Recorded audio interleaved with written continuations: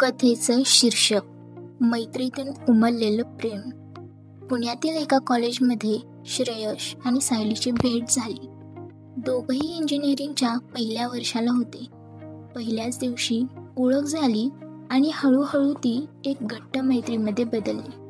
कॉलेजच्या कॅन्टीनमध्ये एकत्र चहा पिणं, नोट्स शेअर करणं, परीक्षा काळात रात्री उशिरापर्यंत एकमेकांना समजावणं, हे सगळं त्यांचं रोजचंच झालं.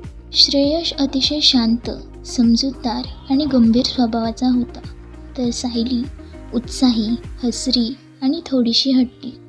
पण याचं त्यांच्यात एक सुंदर समतोल निर्माण झाला होता.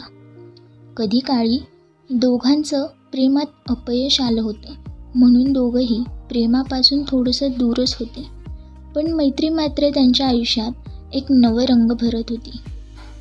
कधी सायली रडताना फक्त श्रेयशच तिला समजवू शकायचा, तर कधी श्रेयश उदास असताना सायलीच्या एका गोड स्मिताने त्याचा दिवस उजळायचा.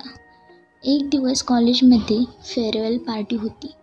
सगळे डोळ्यात अश्रू आणि आठवणींचं गाठोडं घेऊन एकमेकांना गुड बाय म्हणत होते.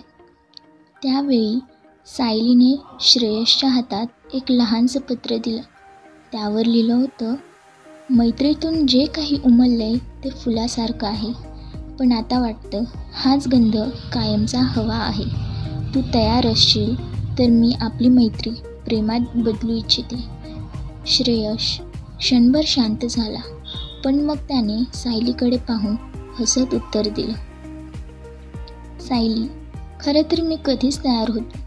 फक्त तुझ्या मनातही हे चालू आहे का हे माहीत नव्हतं. त्या दिवशी त्यांच्या मैत्रीने एक नवं रूप घेतलं, प्रेमाचं. पण त्यात नाटकीपणा नव्हता, आकर्षण नव्हतं, होता फक्त एकमेकांच्या मनाचा खरा आणि गहिरा समज.